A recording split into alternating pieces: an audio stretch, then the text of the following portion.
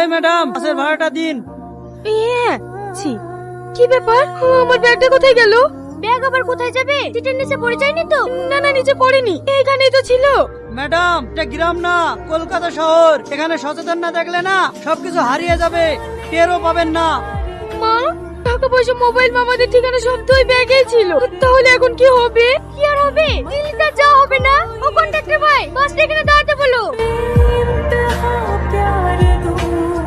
মধু, মধু তো ঠিক আছে তো?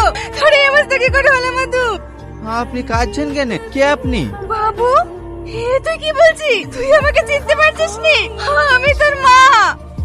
এই বাবু, তুই তো মাকে চিনতে পারছিস না? কারা আপনারা? আমি তো কিছুই বুঝতে পারছি না। ডাক্তার বাবু, আমার ছেলে আমাকে চিনতে পারছে না কেন? ওর কি হয়েছে? ও, আপনি তাহলে পেশেন্টের বাবা? হ্যাঁ ডাক্তার বাবু। দেখুন, আপনার ছেলে স্মৃতিশক্তি হারিয়ে ফেলেছে, এর জন্য কাউকে চিনতে পারছে না।